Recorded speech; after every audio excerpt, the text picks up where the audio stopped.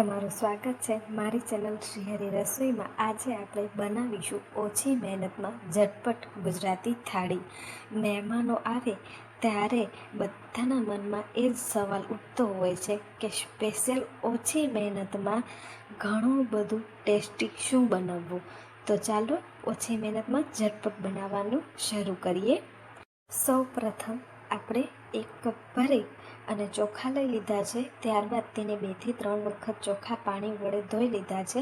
હવે આપણે તેને બાફવા માટે ગેસ પર મૂકી દઈશું। મીઠું આપણે હમણાં એડ નથી કરવાનું। આપણા ચોખા જે છે એ ચડી જાય ત્યારબાદ તેની અંદરથી ખીરમાં જેટલા ચોખા જોઈએ એટલા આપણે સાઈડમાં લઈ લઈશું અને ત્યારબાદ આપણે આની અંદર મીઠું ઉમેરી દઈશું। આપણને ખૂબ જ ઓછી મહેનત લાગશે આમાં। મીઠું એડ કર્યા બાદ એક વખત સારી રીતે ચલાવી અને આપણા જે ચોખા છે એને આપણે ઓસારી લઈએ। ચોખા આપણા તૈયાર છે। થોડુંક ઠંડુ પાણી એડ કરી દઈએ એટલે આપણા જે ચોખા છે એકદમ છૂટા છૂટા રહેશે। હવે આપણે જે વાસણની અંદર ભાત ચડાવ્યા છે એ વાસણની અંદર જ આપણા સાઈડમાં નીકાળેલા ચોખા થોડા પાણી સાથે એડ કરી દઈએ અને તેને એકદમ ચડાવી લઈએ। તમે જોઈ શકો છો એકદમ ચોખા ચડી ગયા છે। આપણે ચોખાને એકદમ કૂક કરી નાખવાના છે। તમે જોઈ શકો છો। હવે આપણે ચોખાની અંદર જરૂરત પ્રમાણે દૂધ એડ કરી દઈએ। દૂધ એડ કર્યા બાદ એક વખત સારી રીતે ચલાવી દઈશું। દૂધ ઉકળે છે ત્યાં સુધીમાં આપણે આપણી ખીરને એક અલગ જ ટેસ્ટ અને કલર આપે તેની માટે આપણે જે ઢોસાનો તવો હોય છે તેની ઉપર ખાંડ એડ કરી અને તેને સારી રીતે કેરીમલ કરી લઈશું। થોડુંક 1 ચમચી જેટલું પાણી એડ કરવાનું જેનાથી કેરીમલ થતાં બહુ વાર નથી લાગતી। ખાંડ ઓગાળતી વખતે તમારે એક વાતનું ખાસ ધ્યાન રાખવાનું છે। ખાંડ તમારે ઝીણી જ લેવાની છે જેથી ખાંડને પીગળતા બહુ વાર નહીં લાગે। જો જાડી ખાંડ હશે તો તેને પીગળતા પણ વાર લાગશે અને તમારી ખીરની અંદર થોડોક એવો કડવો ટેસ્ટ પણ આવી શકે છે। તો તમારે એ વાતનું ખાસ ધ્યાન રાખવાનું છે। ઝીણી ખાંડને તમારે લઈ અને આ રીતે એકદમ પીગાળી લેવાની છે। તમે જોઈ શકો છો કેવી સરસ પીગળી ગઈ છે। હવે આપણે તેને ઉકળતા દૂધની અંદર એડ કરી દઈશું। કેરીમલ એડ કરતી વખતે ગેસથી તમારે દૂર રહેવાનું કારણ કે તે એકદમ ગરમ હોવાના કારણે બહુ ઉડે છે। ત્યારબાદ આપણે સરસ રીતે કેરીમલને દૂધની સાથે એકદમ મિક્સ કરી નાખવાનું છે। તમે જોઈ શકો છો કેરીમલ અને દૂધ સારી રીતે મિક્સ થઈ ગયા છે। હવે મેં એલચી, કાજુ, પિસ્તા અને બદામ લઈ લીધા છે તેને પણ આપણે એડ કરી દઈએ। પતલી પતલી કતરણ મેં અહીંયા કરી છે એને પણ એડ કર્યા બાદ સારી રીતે આપણે મિક્સ કરી લઈશું। તમે જોઈ શકો છો આપણા ચોખાની અંદર કેવો સરસ કલર આવી ગયો છે। ગુજરાતી થાળીની અંદર તમે એકવાર આ ખીર બનાવી જોજો। તમે બધી જ મોંઘી મીઠાઈઓ ભૂલી જશો। હવે આપણે ખીરની અંદર ખાંડ એડ કરી દઈએ। તમે જે પ્રમાણે ઘરમાં સ્વીટ ખાતા હોય તે પ્રમાણે તમારે ખાંડ એડ કરવાની। ખાંડ એડ કર્યા બાદ સારી રીતે મિક્સ કરી લેવાનું। જેમ જેમ આપણી ખીર ઉકળતી જશે તેમ તેમ થોડીક ઘટ બનતી જશે। ખરેખર આ પ્રકારે આપણે ખીર બનાવીએ છીએ તો તે એકદમ ટેસ્ટી લાગે છે। તમને બાસુંદી દૂધપાક પણ ભૂલી જશો તેવી સરસ ટેસ્ટી આ ખીર બને છે। ખીર આપણી બની અને તૈયાર થઈ ગઈ છે તેને હવે આપણે એક અલગ વાસણની અંદર નીકાળી લઈશું। આ ખીરની અંદર તમારી પાસે વેનીલા એસન્સ અવેલેબલ હોય તો તમે તે પણ એડ કરી શકો છો. તેનાથી ખીર એકદમ આઈસ્ક્રીમ જેવી લાગે છે. તેને આપણે ફ્રીઝરમાં મૂકી દેવાનું જો તમે વેનીલા એસન્સ એડ કરતા હોય તો. હવે આપણે બટેટા બાફી લઈશું. તો બટેટા આપણે શાક માટે અને વડા માટે બંને માટે બાફી રહ્યા છીએ. તો તમારે જરૂરત પ્રમાણે બટેટા લેવાના. બટેટાને 2 થી 3 સીટી આવી જાય ત્યાં સુધી આપણે બટેટાને કૂક કરી લેવાના છે. ત્યારબાદ હવે બટેટા કૂક થઈ ગયા છે તેને આપણે ફોલી લઈએ.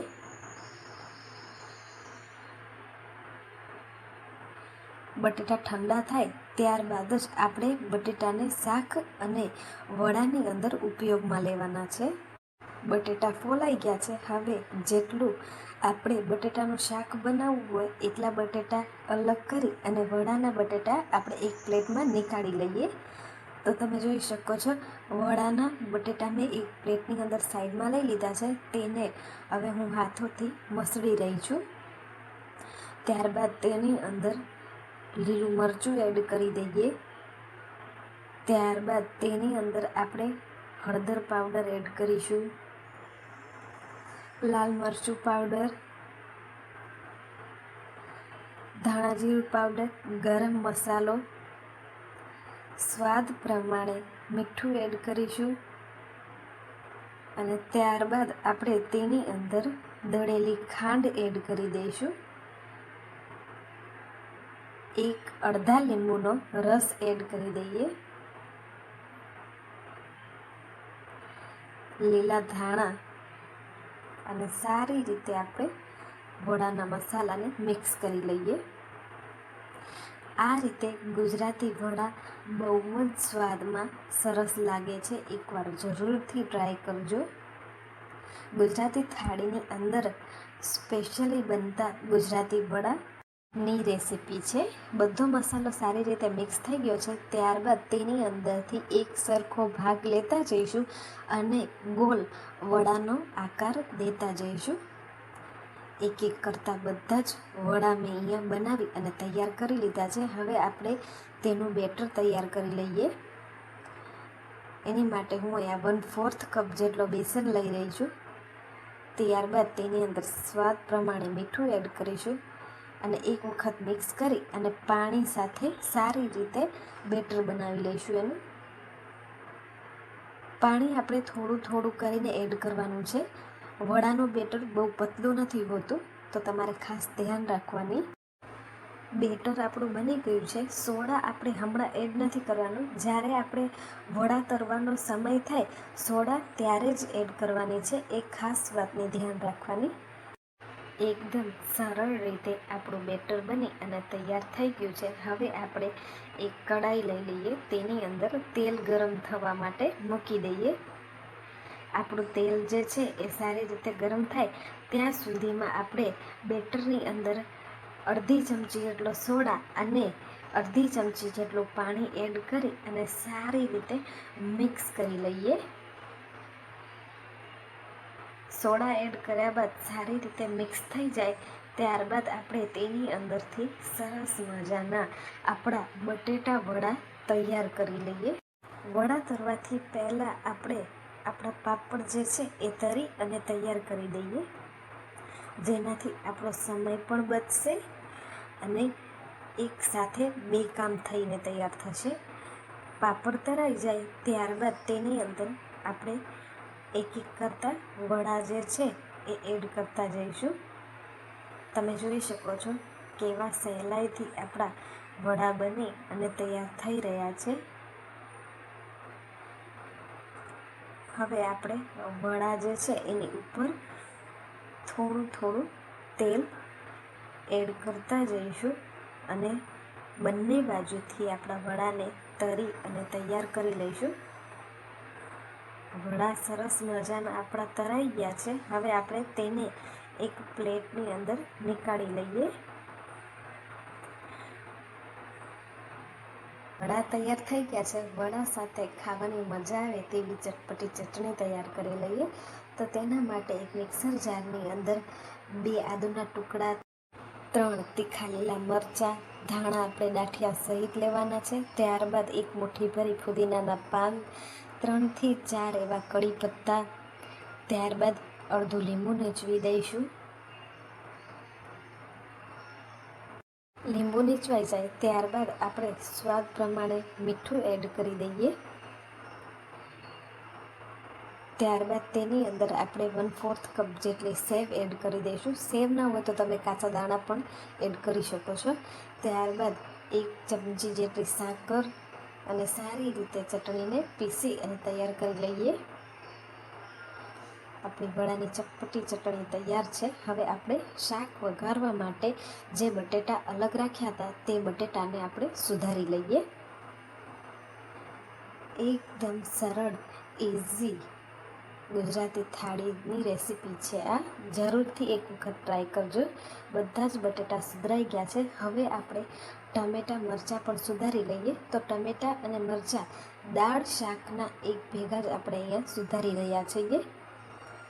ટમેટાના ઉપરના ખરાબ ભાગને નીકાળી લઈશું. ત્યારબાદ તેને સારી રીતે ઝીણું ઝીણું કટ કરી લઈએ.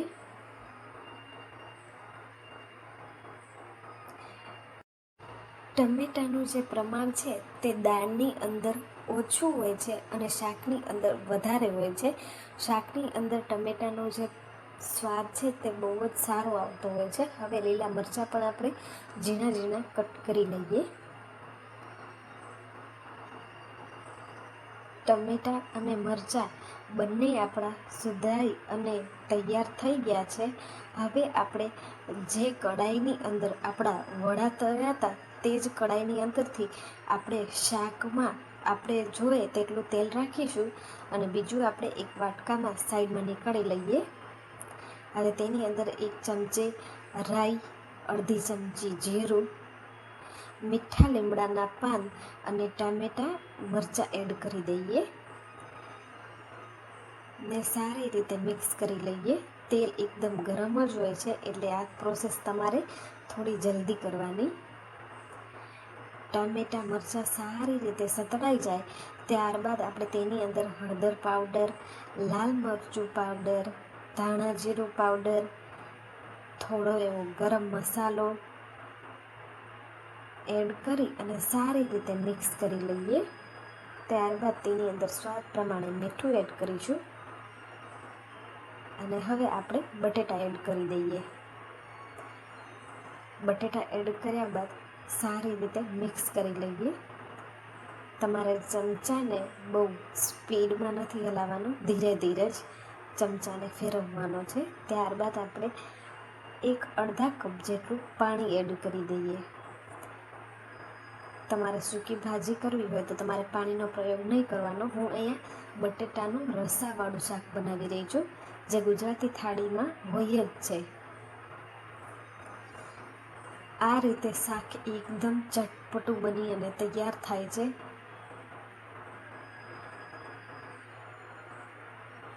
જે બટેટાના ભાગ અલગ ન થયા હોય તેને ચમચા વડે અલગ કરી અને સારી રીતે ઉકળવા દેવાનું. ત્યારબાદ તમે જોઈ શકો છો આપણું શાક જે છે એ બની અને સરસ તૈયાર થઈ ગયું છે. ઘાટા રસાવાળું બટેટાનું શાક બનીને તૈયાર થયું છે. એની અંદર હવે લીલા ધાણા એડ કરી દઈએ ને સારી રીતે મિક્સ કરી દઈએ. તો અહીંયા આટલે આપણું શાક પણ બની અને તૈયાર થઈ ગયું છે. હવે આપણે બનાવીશું એક સ્પેશિયલ સંભારો. એક પપૈયું લઈ લીધું છે, તેને આપણે છાલ નીકાળી લેવાની છે. આ પપૈયાનો સંભારો જે છે એ ગુજરાતી લોકો ગાંઠિયા સાથે પણ ખાતા હોય છે. આ પપૈયાનો સંભારો આપણે કાચો બનાવીને તૈયાર કરવાનો છે. પપૈયું સારી રીતે છોલાઈ જાય ત્યારબાદ આપણે તેને એક આવી મોટા કાણાવાળી ખમણી વડે ખમણી લેવાનું છે. સરસ રીતે આપણું પપૈયું જે છે એ ખમણાઈ જાય ત્યારબાદ આપણે તેની અંદર એક લીલું મરચું ઝીણું ઝીણું સમારી લેવાનું છે. આ રીતે પપૈયાનો સંભારો ગુજરાતી થાળીની અંદર બહુ જ ટેસ્ટી લાગે છે. મરચું આપણું ઝીણું ઝીણું સમારાઈ જાય ત્યારબાદ આપણે તેની અંદર લીલા ધાણા પણ ઝીણા ઝીણા સમારી લઈએ.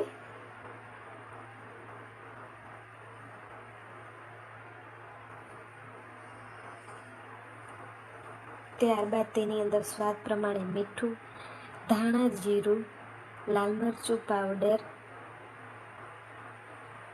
અને દળેલી ખાંડ એડ કરી લીંબુ એક નીચવીશું.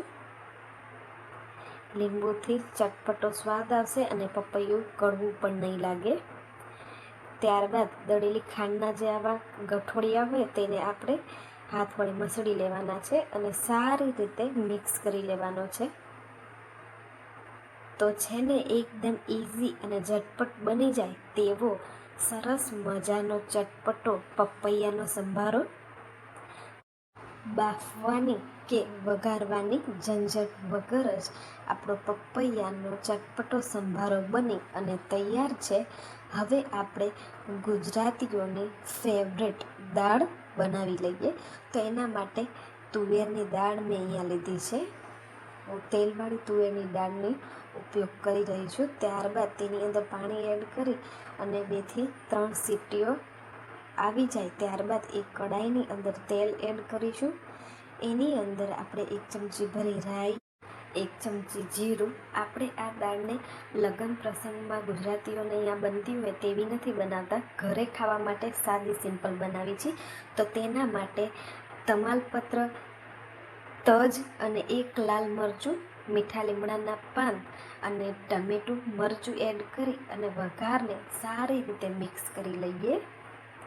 1 ચમચો ભરી અને દાળનું પાણી એડ કરી દેવાનું, જેનાથી વઘારની અંદર મસાલા એડ કરીએ તો તે બળી ન જાય.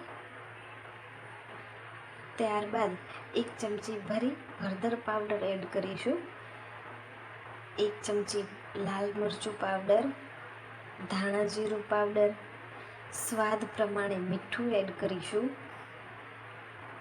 અને સારી રીતે મિક્સ કરી લઈશું. ત્યારબાદ ગરમ મસાલો 1 ચમચી ભરી અને એડ કરશું. ત્યાર પછી આપણે તેની અંદર આપણી દાળ એડ કરી દઈએ. આ રીતે દાળનો ટેસ્ટ બહુ જ સરસ આવે છે. બહુ ગરમ મસાલાના પ્રયોગ વગર જ આપણે ઝટપટ બની જતી દાળ તૈયાર કરી લીધી છે. હવે આપણે તેની અંદર ખાંડ એડ કરી દઈએ. તમારે ગોળ એડ કરવો હોય તો તમે એ પણ એડ કરી શકો છો. મેં અહીંયા ખાંડ એડ કરી છે. ત્યારબાદ સારી રીતે તેને ઉકાળી લઈશું.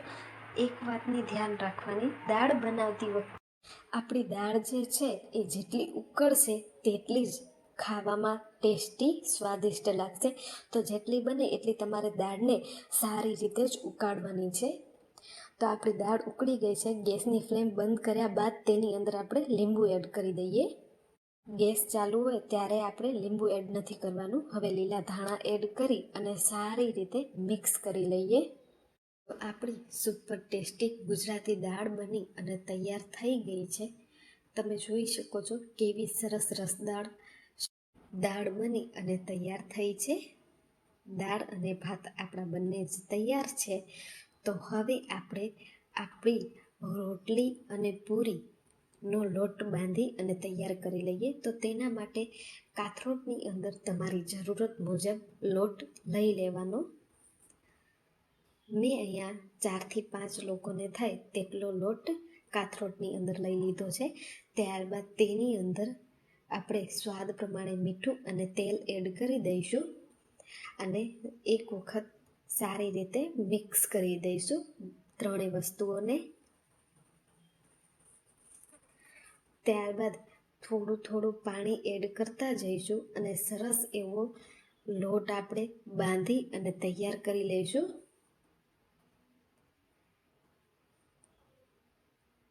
તમારે રોટલી અને પૂરી બંનેનો લોટ એકસાથે બાંધવો હોય ત્યારે તમારે ના તો બહુ ઢીલો કે ના તો બહુ કઠણ એવો મીડિયમ લોટ બાંધી અને તૈયાર કરવાનો અને તેલનું જે મોણ છે તે ઘણું બધું એડ કરી અને સારી રીતે ખીચવી લેવાનો.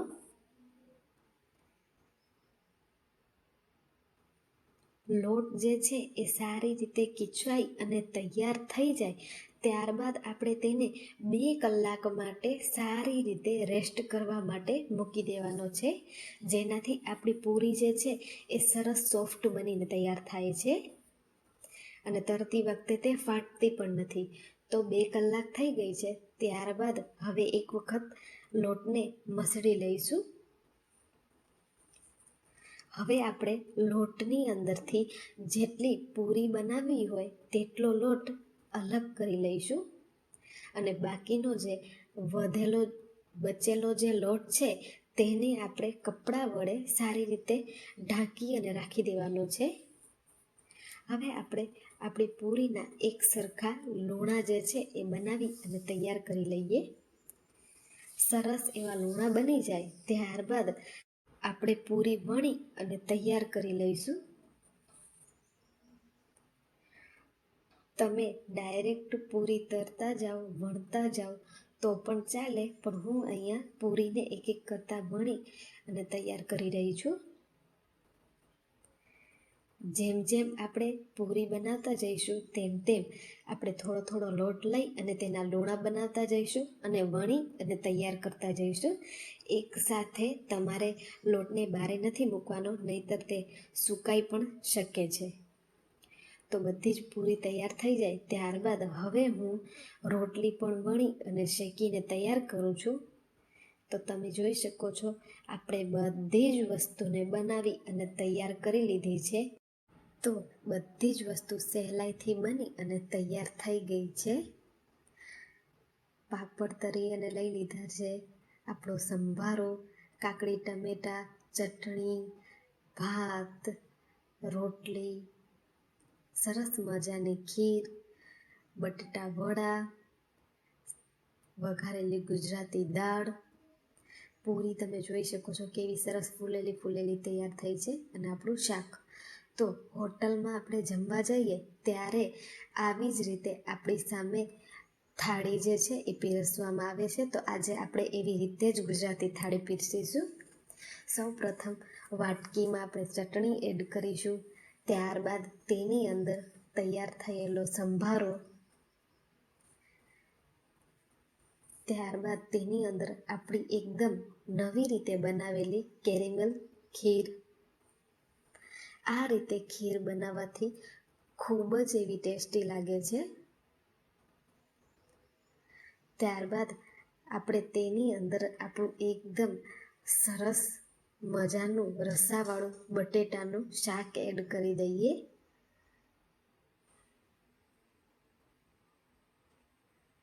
કેવું સરસ ઘાટા રસાવાળું બટેટાનું ગુજરાતી શાક બની અને તૈયાર થઈ ગયું છે.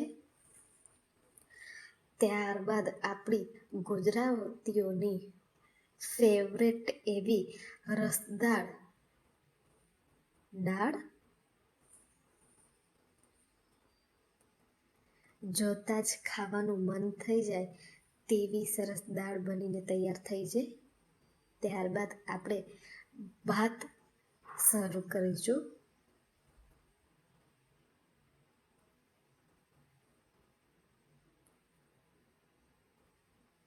મહેમાનોને થાળી પીરસતી વખતે એક થાળીની અંદર બધી જ આપણી જે સામગ્રીઓ છે તૈયાર થયેલી એ એક થાળીની અંદર સમાશે નહીં એટલી બધી સામગ્રીઓ આપણે બનાવી અને તૈયાર કરી લીધી છે. માત્ર 60 મિનિટમાં જ, 60 મિનિટથી પણ ઓછો સમય લાગે છે.